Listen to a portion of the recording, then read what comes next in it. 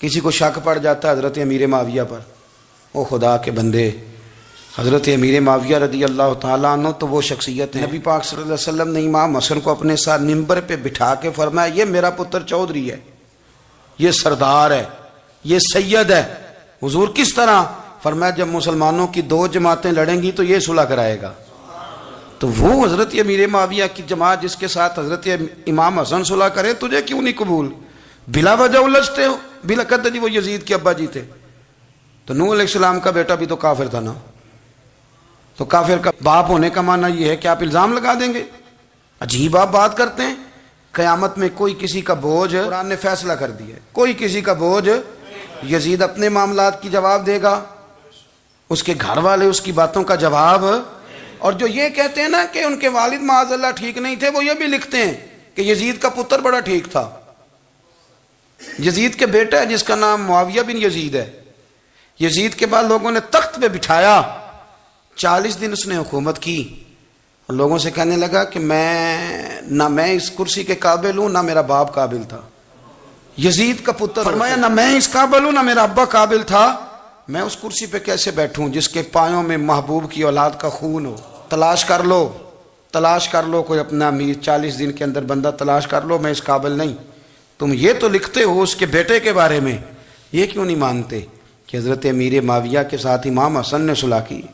آپ بات کو سمجھیں۔ اور کچھ اتنے بیوقوف ہیں، اتنے نادان ہیں، ان کو کوئی اور بات نہیں ملتی تو کہتے ہیں امام حسین کو آنا نہیں چاہیے تھا، حکومت بن گئی تھی، یزید بیٹھ گیا تھا، معاذ اللہ۔ پتہ ہے حضرت عبداللہ بن زبیر کیا فرماتے تھے؟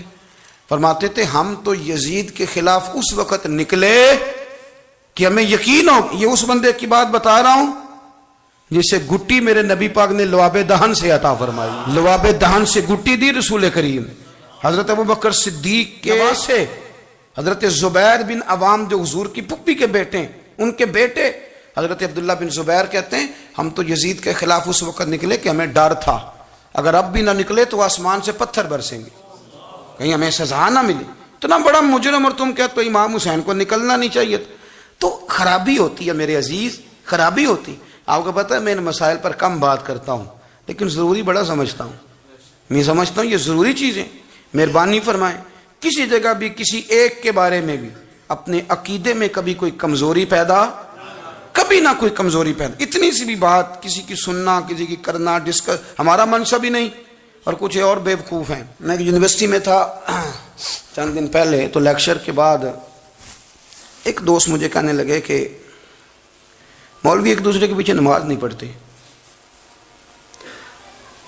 میں نے اس کو کچھ پیار کی دلیلیں بھی دی، محبت کی، اس کو کہتے ہیں الزامی جواب ہمارے اصول تفسیر میں۔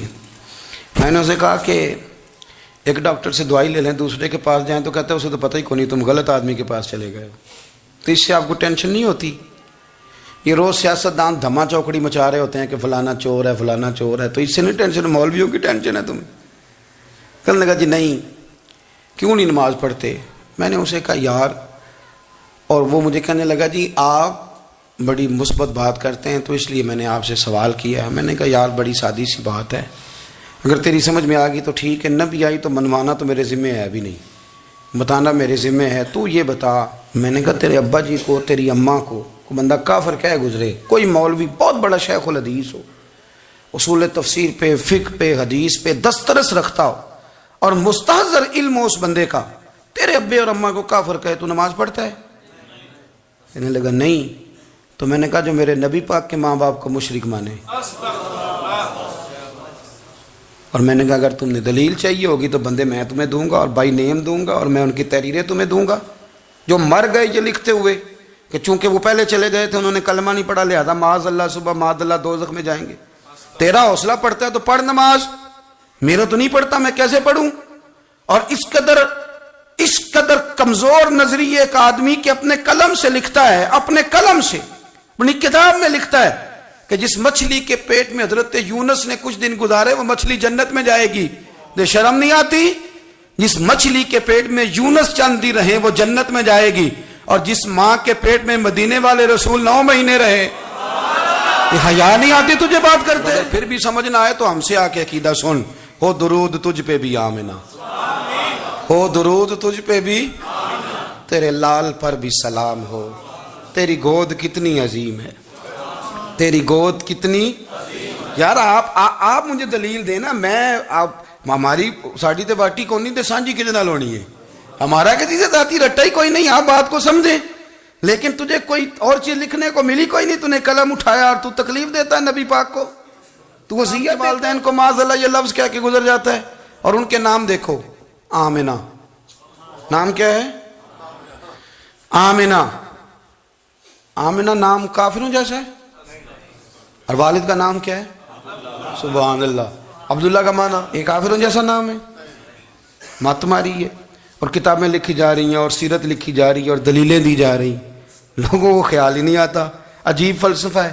4 اقوال ہمارے بزرگوں نے لکھے ہیں نبی پاک کے والدین کے بارے میں۔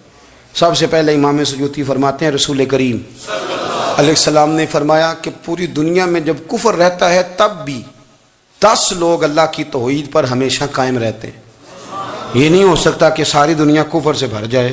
فرماتے ہیں میرے محبوب کے والدین بھی ان 10 لوگوں میں شامل ہیں، حضور کے والدین بھی ان۔ اور دوسرا قول آپ فرماتے ہیں نبی پاک کے والدین زمانہ فطرت پہ تھے۔ زمانہ فطرت وہ زمانہ ہوتا ہے جس کے اندر نبی نہیں ہوتا، تو لوگ جس دین کو بہتر سمجھتے ہیں اللہ کی توحید کے ساتھ اس پر عمل کرتے ہیں تو ان پر کوئی مواخذہ۔ اور تیسری بات یہ کہ نبی پاک کے والدین حضرت ابراہیم کی ملت پر تھے، حضرت ابراہیم کے دین پر تھے، اور حضرت ابراہیم کا وہ دین ہے جس کو قرآن کہتا ہے کہ وہی دین ابراہیمی دین محمدی ہے صلی اللہ علیہ وسلم، وہی دین محمدی ہے۔ اور چوتھی بات جس کو علامہ ذہبی نے لکھا، علامہ خفاجی نے لکھا، قاضی اعجاز نے لکھا، محدثین نے لکھا، حدیث کی راوی سیدہ عائشہ صدیقہ رضی اللہ تعالیٰ عنہ کہتی ہیں رات کو میں اٹھی تو میں نے نبی پاک صلی اللہ علیہ وسلم کو روتے ہوئے دیکھا۔ یا رسول اللہ کیا ہوا؟ فرمایا میں نے رب کریم کی بارگاہ میں عرض کی تھی یا اللہ میرے ماں باپ کو زندہ کر دے تاکہ وہ میرا کلمہ پڑھ لیں، ہیں تو وہ پہلے بھی دین فطرت پر انہیں کنتم خیر امت ان کا اعزاز بھی نصیب ہو جائے۔ تو ہمارے ہاں زیادہ تر لوگ بات اس لیے سیکھتے ہیں کہ میں کوئی کہیں سے مسئلہ سیکھوں گا پھر جا کے اپنی مسجد کے امام کو تنگ کروں گا کہ وہاں تو میں یہ سن کے آیا ہوں تو یہاں یہ کام کیوں نہیں ہوتا، میں کوئی بات سیکھوں گا تو پھر میں اس سے بحث کا دروازہ کھولوں گا۔ علم کا مطلب ہی اپنے آپ کو سنوارنا ہے، معلومات حاصل کرنے کا مطلب یہ کہ آپ کے عمل میں پختگی آئے، آپ کے کردار میں پختگی آئے، آپ نے جو سیکھا ہے آپ اس کے مطابق اپنے آپ کو ڈھالیں۔ مسلم شریف میں موجود ہے نبی پاک صلی اللہ علیہ وسلم نے دعا مانگی ہے اے اللہ میں اس علم سے تیری پناہ مانگتا ہوں جو علم تو ہو پر نفع والا نہ ہو۔ جس بندے کے علم نے اسے نفع نہیں دیا، وہ کچھ سیکھ نہیں سکا اس سے، تو اس کا علم کسی کو کیا نفع دے گا؟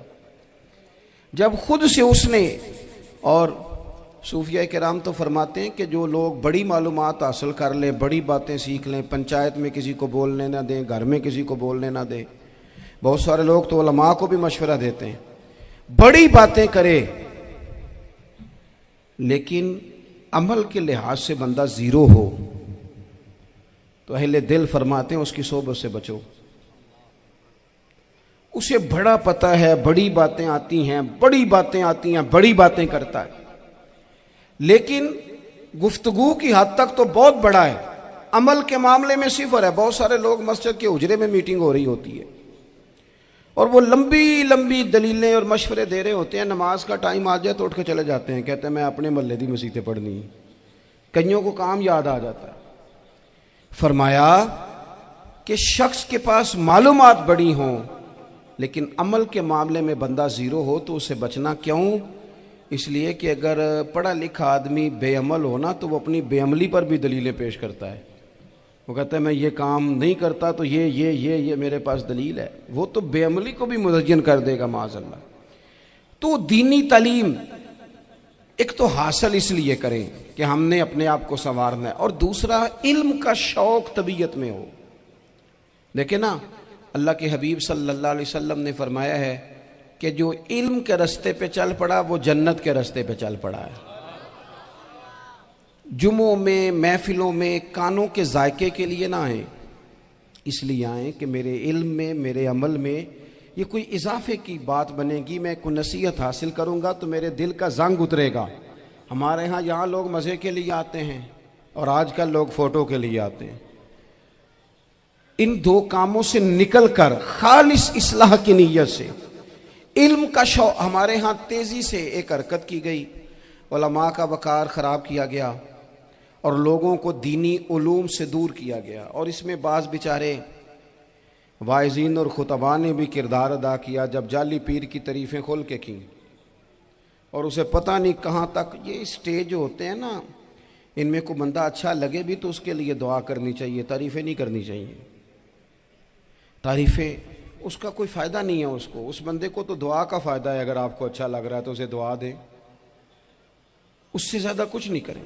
اور ہمارے ہاں جناب وہ نقیب محفل بیچارے کی شامت آ جاتی ہے اگر تعریفیں تھوڑی کرے تو, کہتے ہیں انہوں تو نام ہی نہیں لینا ہوں. وہ بھائی اس کے نام لینے سے آپ کا قد اونچا ہوتا ہے. تو علم اور عالم ان دونوں چیزوں سے قوم کو دور کیا گیا. دینی تعلیمات کا فقدان ہے. جو میٹرک تک لوگ 60-70 کتابیں پڑھ جاتے ہیں انہیں بھی قرآن پاک ٹھیک سے نہیں پڑھنا آتا. دور کیا گیا. آپ مجھے بتائیے, چلیں ایک مسجد ہی آپ دیکھ لیں, اس مسجد کے اندر اگر ایک طرف ایک عالم دین مشکات شریف کھول کے بیٹھے ہوں, حدیث پاک کا درس ہو رہا ہے, یا بہار شریعت کھول کے بیٹھے ہیں, فقہی مسائل بیان کیے, اور اسی مسجد میں ایک بابا جی جبہ پہن کے تگڑا سا بڑی سی پگڑی باندھ کے اور 500 دانے والی تسبیح لے کے بیٹھے ہیں. اب ایک بندہ اندر آتا ہے تو وہ کدھر جائے گا, عالم کی طرف کہ بابا جی کی طرف؟ وہ کیوں جا رہا ہے بھلا بابا جی کی طرف؟ وہ اس لیے کہ ہم نے اسے یہ بتایا ہی نہیں کہ جس طرح سبحان اللہ سبحان اللہ سبحان اللہ پڑھنا عبادت ہے نا, اسی طرح دارابا پڑھنا بھی عبادت ہے. اسے ہم نے بتایا نہیں کہ جب تک علم کے رستے میں رہنا بھی عبادت ہے. جب تک اسے یہ سمجھ نہیں نہ آئے گی کہ جس طرح وظائف کی کتاب پڑھنا عبادت ہے, اسی طرح مشکات شریف پڑھنا بھی عبادت ہے, حدیث بخاری کا درس لینا بھی عبادت ہے, مسلم شریف کی احادیث پر اپنے اساتذہ سے بیٹھ کر دروس پانا بھی عبادت. جب تک یہ پورا مزاج دیکھیں نا, نبی پاک صلی اللہ علیہ وسلم نے فرمایا رات کی ایک گھڑی بھر دین سیکھ لینا ساری رات نفل پڑھنے سے بہتر ہے. اب ہمیں سمجھنا چاہیے کہ کتاب پڑھ کے بھی بندہ رب رسول تک پہنچ سکتا ہے.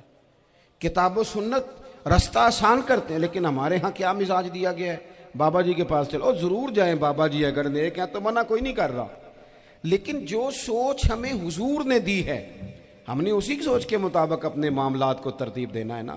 اب ایک بات میں نے آپ سے پوچھی اور آپ نے کہا قوم ساری بابا جی کی طرف جائے گی. حدیث پاک کس طرح ہے, اللہ کے محبوب مسجد شریف میں تشریف لائے, دونوں جانب لوگوں کے حلقے بنے ہوئے ہیں, لوگ بیٹھے ہوئے ہیں, ایک حلقے میں لوگ اللہ کی یاد کر رہے ہیں, ذکر ہو رہا ہے, ایک حلقے میں بیٹھ کے ایک عالم کتاب و سنت کا درس دے رہے ہیں, ایک صحابی اور باقی سن رہے ہیں.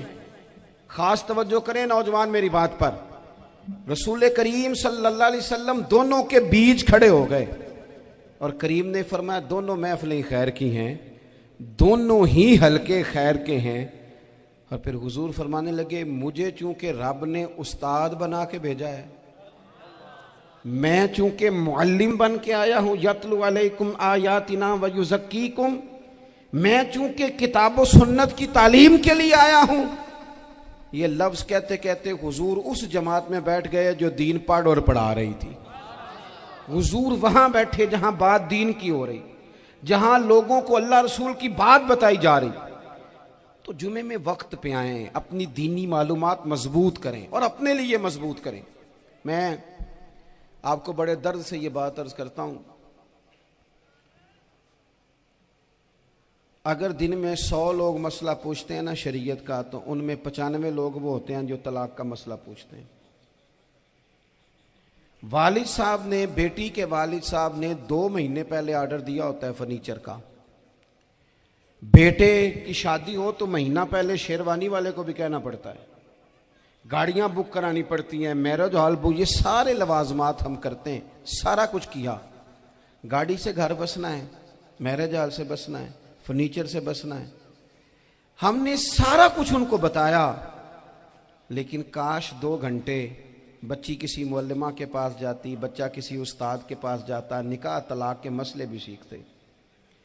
میں دعوے سے کہتا ہوں اگر ہمیں پتہ چل جائے کہ 3 طلاقیں اکٹھی نہیں دینی چاہیے، کیونکہ دے دیں تو ہو جاتی ہیں، اگر ہمیں سمجھ آ جائے کہ نہیں دینی چاہیے، یہ مسئلہ بیان ہو، اور یہ والے مسئلے ہم محفلوں میں بھی نہیں بیان کر سکتے، اس لیے کہ لوگ کہیں گے مسئلہ تو وہ بیان کریں جس پہ نعرے لگیں گے، آپ قوم کو یہ کیا بتا رہے ہیں، یہ تو چھوٹا عالم بتاتا ہے معاذ اللہ اس طرح کی باتیں، تو بڑی بڑی کوئی نقطے کی بات بتائیں۔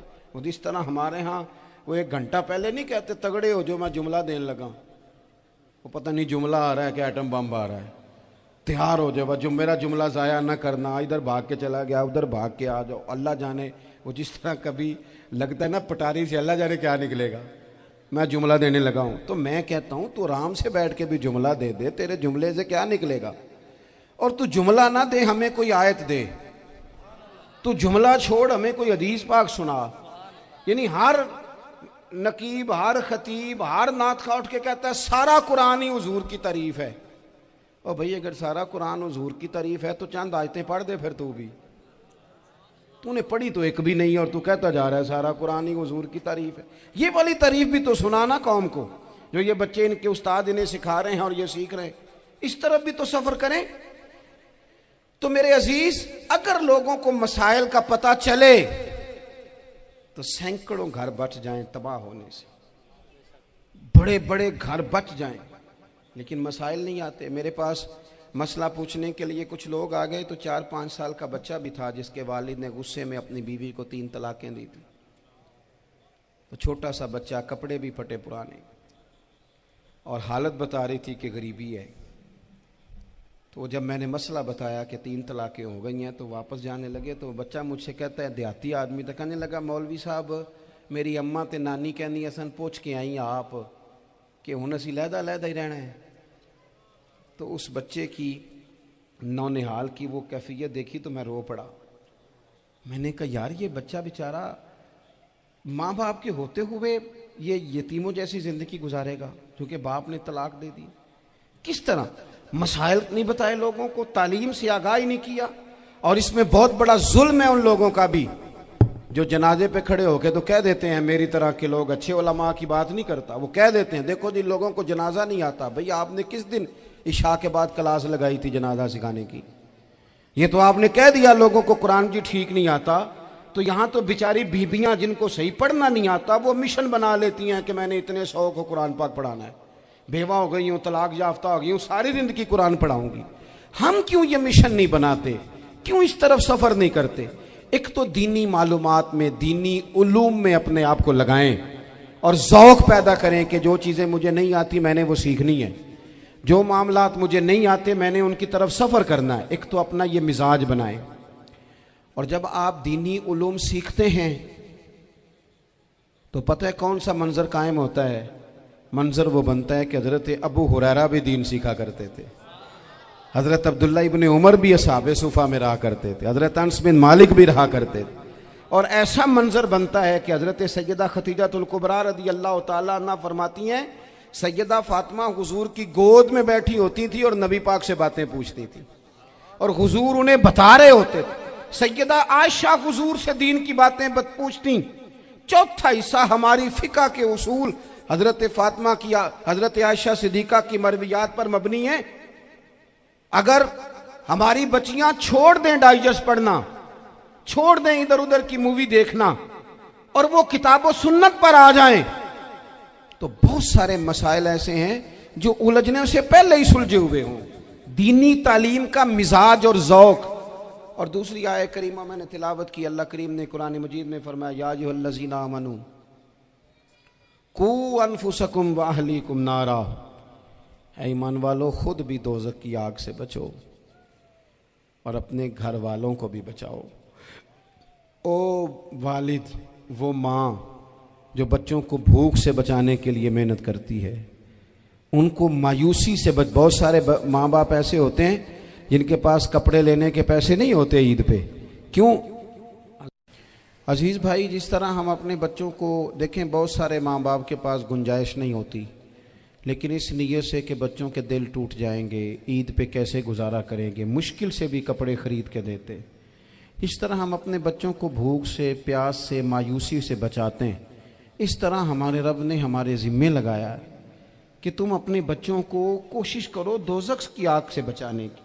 حضرت عمر فاروق رضی اللہ تعالیٰ عنہ نے عرض کیا تھا، یا رسول اللہ صلی اللہ تعالیٰ علیہ وسلم، اس آیہ کریمہ کا معنی کیا ہے؟